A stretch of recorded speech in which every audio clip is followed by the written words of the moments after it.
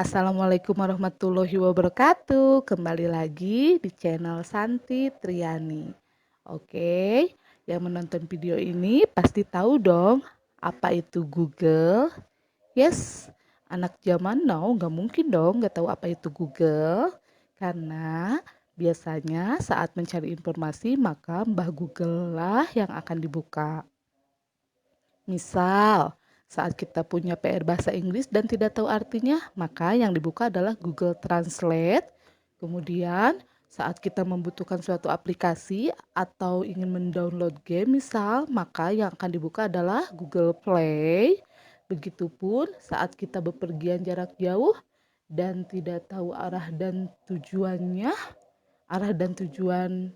perjalanannya ya, bukan arah dan tujuan hidup, maka yang dibuka adalah Google Maps. Bahkan zaman now sekolah pun dipindahkan ke Google Classroom. Hanya tinggal bilang, "Oke Google," maka segala informasi akan kamu dapatkan di sini. Namun, kita biasanya hanya memakai saja, tidak tahu bagaimana sejarah dari Google itu sendiri. Nah, si Google ini diciptakan oleh dua orang yang sangat cerdas. Yang pertama, ini orangnya namanya Larry Page, dan yang kedua, ini orangnya namanya Sergey Brin. Namun, di awal diciptakan, Google itu tidak seperti ini penulisannya, tapi seperti ini. Nah, tulisannya seperti ini ya, Googol. Namun, karena satu dan lain hal yang dipatenkan, jadi yang ini, Google atau yang lebih kita kenal dengan Google.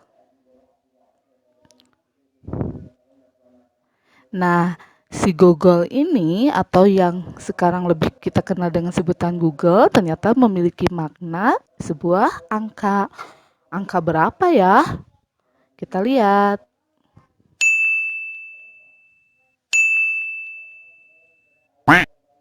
Wow, ternyata angka nolnya banyak banget ya.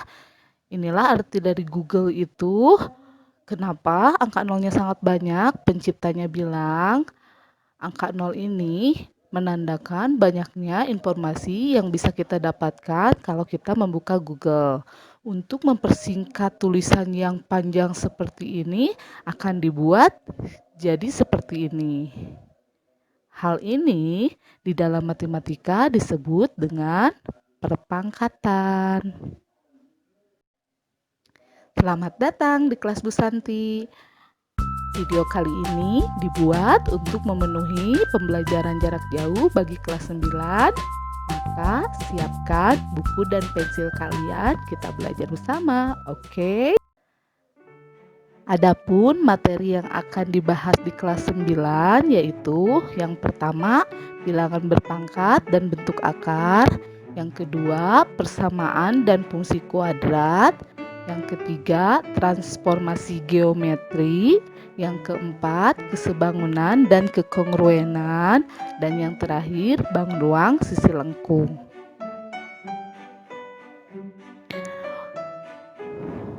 Untuk pertemuan pertama di video kali ini yang akan kita bahas adalah bilangan berpangkat dan bentuk akar. Yang ini ya.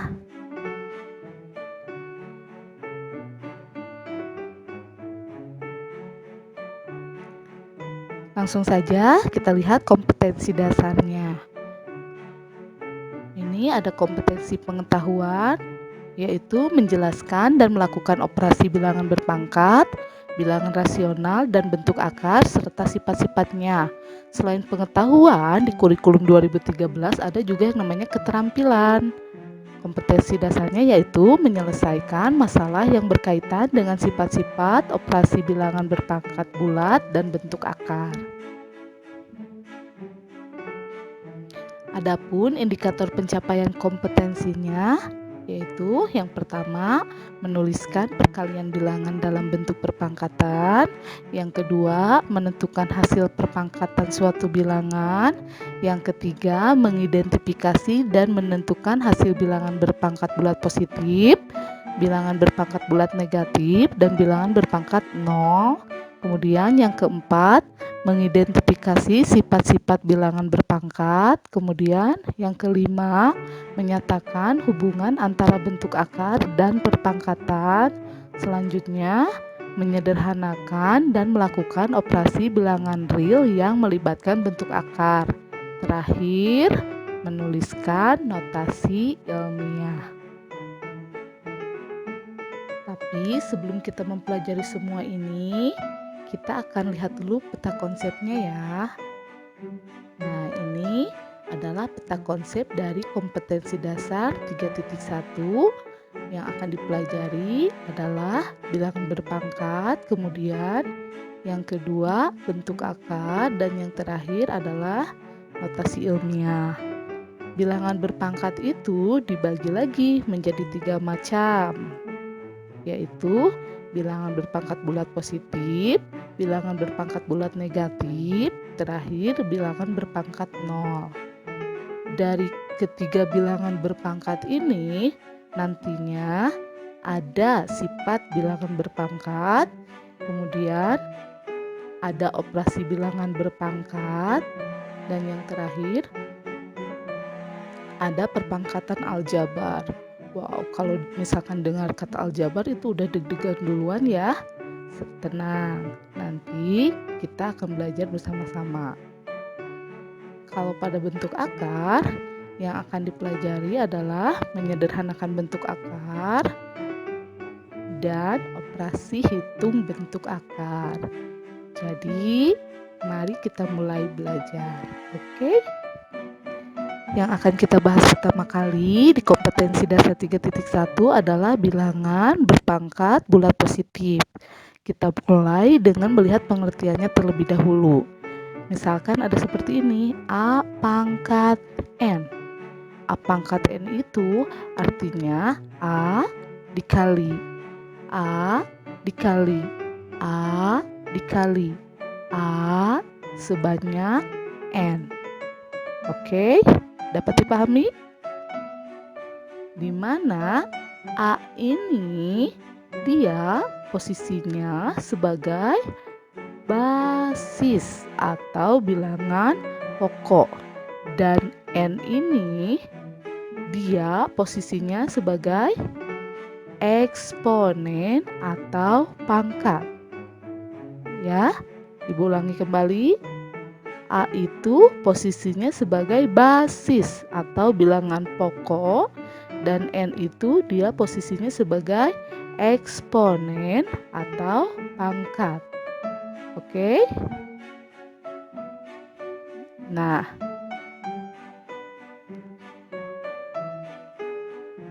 melihat dari pengertian ini, kita geserkan dulu. Melihat dari pengertian yang ini, nah, udah Ibu lingkari ya pengertian yang ini. Oke? Dapat disimpulkan bahwa bilangan berpangkat merupakan perkalian yang berulang sebanyak nilai eksponen atau pangkatnya. Dapat dipahami? Ibu ulangi sekali lagi. A itu basis atau bilangan pokok, N itu eksponen atau pangkat, di mana A pangkat N adalah A dikali A dikali A dikali A sebanyak N. Jadi kesimpulannya bilangan berpangkat itu merupakan perkalian yang berulang sebanyak nilai eksponen atau pangkatnya. Next, kita masuk ke contoh. Yang pertama, contohnya 2 pangkat 3. 2 pangkat 3 itu artinya 2 dikali 2 dikali 2 sebanyak 3. 2 itu sebagai basis atau bilangan pokok yang ini ya. Kemudian pangkatnya 3. Jadi 2-nya ada 3. Dan sebaliknya. Jadi maksudnya ini sebaliknya. Kalau yang pertama dari bentuk pangkat dirubah menjadi perkalian biasa. Kalau ini dari bentuk perkalian biasa dirubah menjadi pangkat. Di sini ada 5 kali 5 kali 5 kali 5. Jadi bilangan pokoknya 5 yang ini. Dan pangkatnya 4. Kenapa pangkatnya 4? Karena 5-nya ada 4. Dapat dipahami? Kita lanjutkan ke contoh soal nomor 2 ya. Ini contoh soal nomor 2, negatif 2 pangkat 3. Ibu, kita kan sedang membahas bilangan positif. Kok di sini ada yang negatif? Kita lihat baik-baik judulnya.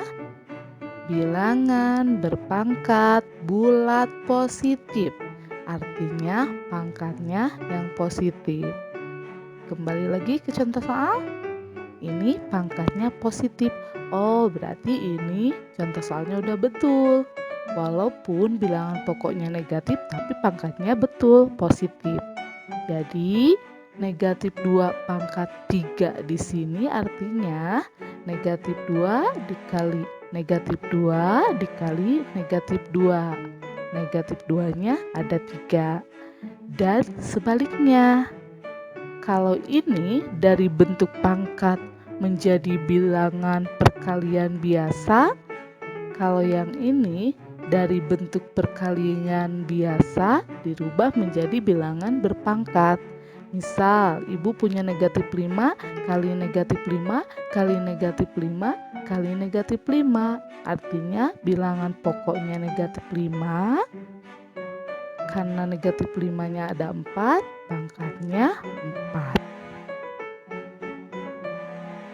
Nah, kalau ini dari contoh-contoh ini kita hanya belajar mengubah saja dari bentuk pangkat menjadi perkalian biasa, atau sebaliknya dari bentuk perkalian biasa dirubah menjadi pangkat. Kalau misalkan kita ditanyakan berapa hasilnya dari ini, maka kita harus menghitungnya. Dan hati-hati ya ketika menghitung bilangan yang ada negatifnya seperti ini. Kalau positif mudah saja. 2 dikali 2 dikali 2. Jadi isinya 8. Kalau yang negatif masalahnya, kalian itu suka sedikit bingung ketika ada bilangan yang bentuknya negatif. Kita coba kerjakan ya. Nah, negatif dikali negatif, hasilnya positif. Berarti positif 4 ya. 2 kali 2, 4. Di sini negatif kali negatif positif. Hasilnya positif 4. Kemudian berarti sisa yang ini kita turunkan dulu. Sini. Kemudian yang ini positif dikali negatif, maka hasilnya negatif. Jadi hasilnya adalah negatif 8. Ibu ulangi sekali lagi. Negatif dikali negatif positif. Positif dikali negatif negatif. 8 dari mana? 2 dikali 2 dikali 2. Hasilnya jadi negatif 8. Oke, kita lanjutkan ke contoh soal nomor 3 ya. Kita lihat dulu contoh soal nomor 3-nya. Nah, ini dia contoh soal nomor 3. Sebetulnya contoh soal nomor 2 dan nomor 3 ini sejenis, hanya beda di pangkatnya saja. Kalau contoh soal nomor 2, pangkatnya itu pangkat 3 atau ganjil. Kalau contoh nomor 3 itu pangkatnya pangkat 4 atau genap.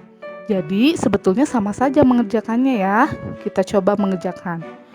Negatif 2 pangkat 4 itu artinya negatif 2 dikali negatif 2 dikali negatif 2 dikali negatif 2. Jadi negatif 2 pangkat 4 itu negatif 2-nya ada 4. Kalau kita hanya disuruh mengubah saja dari bentuk pangkat ke bentuk perkalian biasa, berarti jawabannya hanya seperti ini saja. Tapi kalau kita misalkan disuruh berapa sih nilai dari negatif 2 pangkat 4? Artinya kita harus menghitungnya terlebih dahulu. Kita mulai ya. Di sini negatif dikali negatif, hasilnya positif. Berarti tinggal 2 lagi nih sisanya ya. Kita turunkan. Yang ini dulu. Positif dikali negatif, itu hasilnya negatif. Sisa 1 yang ini. Kita turunkan dulu yang ini. Dan negatif dikali negatif itu hasilnya positif. Jadi hasilnya adalah positif 16. 16-nya dari mana? 2 dikali 2 dikali 2 dikali 2. 16. Ibu ulangi sekali lagi ya. Negatif 2 dikali negatif 2 positif 4. Positif 4 dikali negatif 2 negatif 8. Negatif 8 dikali negatif 2 positif 16. Jadi seperti ini jawabannya, positif 16. Dari ketiga contoh ini ada kesimpulannya loh. Kita lihat ya kesimpulannya. Nah, yang pertama, jika bilangan negatif dipangkatkan dengan bilangan ganjil, maka hasilnya bilangan negatif. Yang ini nih, bilangan negatif, pangkatnya ganjil, hasilnya juga pasti negatif. Kalau pangkatnya ganjil. Kesimpulan kedua, jika bilangan negatif dipangkatkan dengan bilangan genap, maka hasilnya bilangan positif. Yang ini, bilangan negatif pangkatnya 4 genap, maka hasilnya dia bilangan positif. Kemudian kesimpulan ketiga, jika 2 buah tanda yang sama dikalikan, maka hasilnya adalah positif. Maksudnya seperti ini. Nih, ini negatif dengan negatif kan tandanya sama. Ketika dikalikan dia hasilnya akan positif walaupun di sininya negatif, ya. Kemudian yang terakhir kesimpulannya, jika 2 buah tanda yang berbeda dikalikan maka hasilnya negatif. Nah, yang satu positif, yang satu negatif. Ketika dikalikan maka hasilnya dia akan menjadi negatif. Itu kesimpulannya ya. Next, kita lanjutkan ke contoh nomor 4 nih bentuknya. Ibu, kok antara contoh nomor 4 dengan contoh yang nomor 2 itu seperti sama? Memang ini sama. Di sini negatif 2 pangkat 3. Di sini pun dia negatif 2 pangkat 3. Coba kalian lihat bedanya antara contoh nomor 4 dengan contoh nomor 2. Perhatikan baik-baik. Apa bedanya? Yes, anak pintar. Ternyata bedanya di sini. Kalau di contoh nomor 2, negatif 2-nya menggunakan tanda kurung. Dan pangkatnya ada di luar tanda kurung. Kalau contoh nomor 4, negatif 2-nya tidak menggunakan tanda kurung. Lalu, apa bedanya kalau menggunakan kurung dan tidak menggunakan kurung? Jelas, ini sangat berbeda sekali. Ibu jelaskan ya. Ketika ada tanda kurung seperti ini, artinya pangkat 3 ini berlaku untuk tanda negatif dan berlaku juga untuk angka 2. Artinya, pangkat yang ada di luar kurung ini berlaku untuk semua yang ada di dalam kurung. Jadi, negatif 3-nya, maksud ibu negatifnya ada 3, angka 2-nya juga ada 3. Jadilah seperti ini. Oke? Kalau yang ini, yang punya pangkat 3 itu hanya angka 2 saja. Negatifnya tidak punya pangkat 3 karena tidak dikurungi. Jadi hasilnya seperti ini. Ibu tulis dulu. Negatif, Ibu hanya tulis 1 aja karena dia memang cuma 1, tidak punya pangkat 3. Kemudian baru angka 2-nya ditulis 3 kali. Kenapa Bu ini ditulis 3 kali? Karena 2-nya pangkat 3. Oke, jadi hasilnya seperti ini. Negatif. Ini negatif dari mana? Dari depan sini nih. Nah, dari sini. Selanjutnya kita kerjakan yang ada di dalam kurung ini.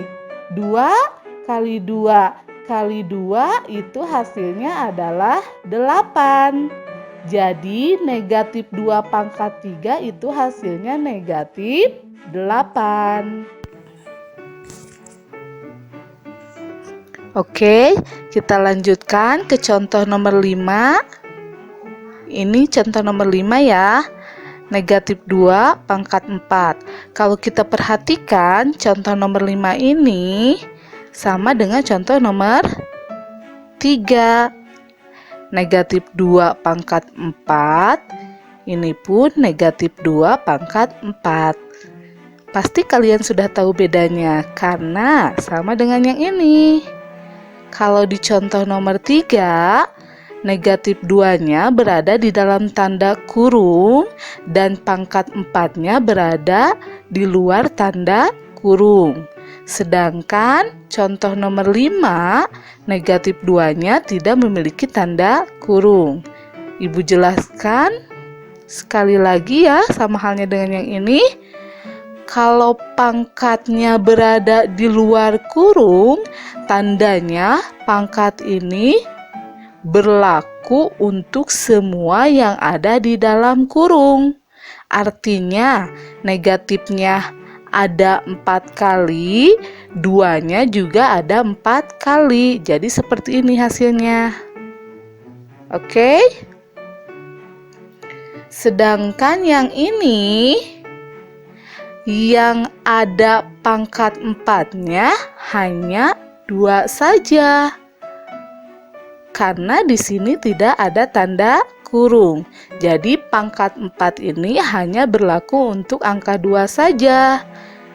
Pangkat 4 ini hanya menempel pada angka 2 saja. Jadi hasilnya seperti ini.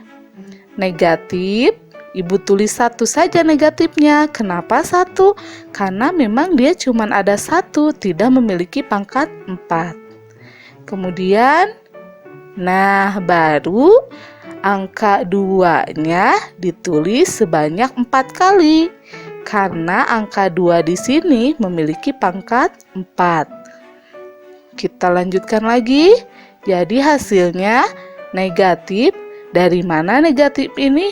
Dari depan sini. Nih, dari depan ya. Kemudian kita kerjakan yang ini. 2 dikali 2 dikali 2 dikali 2 itu hasilnya adalah 16. Jadi kalau di sini negatif 2 pangkat 4 hasilnya positif 16 karena ada tanda kurungnya. Kalau di sini negatif 2 pangkat 4 itu hasilnya negatif 16 karena tidak ada tanda kurungnya. Jadi dari 2 contoh ini dapat dilihat bahwa tanda kurung itu sangat berpengaruh terhadap operasi perpangkatan. Karena kalau misalkan pangkatnya berupa bilangan ganjil seperti ini mungkin tidak berpengaruh apa-apa. Karena hasil antara adanya tanda kurung ataupun tidak adanya tanda kurung hasilnya tetap sama. Di sini hasilnya negatif 8, di sini pun hasilnya negatif 8. Buktinya negatif 2 dikali negatif 2 positif 4 dan positif 4 dikali negatif 2 adalah negatif 8. Masalahnya kalau pangkatnya berupa bilangan genap seperti ini, hati-hati ketika menjawabnya karena tidak adanya kurung dan adanya kurung itu sangat berpengaruh terhadap jawaban yang akan kita hasilkan. Ini buktinya. Kalau misalkan tidak ada tanda kurung, hasilnya negatif 16. Kalau misalkan ada tanda kurung, hasilnya positif 16. Jadi, hati-hati ketika mengerjakan. Lihat baik-baik ada tanda kurung atau tidak ada tanda kurung di dalam soalnya. Dari contoh-contoh tadi, dapat kita simpulkan bahwa jika suatu bilangan atau huruf negatif di dalam kurung dan memiliki pangkat di luar kurung, maka pangkat tersebut berlaku untuk semua bilangan, huruf, ataupun tanda yang ada di dalam kurung. Jadi maksudnya seperti ini. Kalau misalkan ada pangkat di luar kurung seperti ini, pangkat ini berlaku untuk semua yang ada di dalam kurung. Baik itu untuk tandanya, ataupun untuk angkanya, atau mungkin nanti ada huruf di sini. Pokoknya pangkat yang di luar kurung ini berlaku untuk semua yang ada di dalam kurung. Nah, kesimpulan selanjutnya adalah, bisa dibaca ya. Jika suatu bilangan atau huruf negatif tanpa tanda kurung memiliki pangkat, maka pangkat tersebut hanya berlaku untuk bilangan ataupun huruf yang posisinya paling dekat dengan pangkat. Jadi maksudnya seperti ini. Ibu jelaskan kembali ya. Nah, ini contohnya.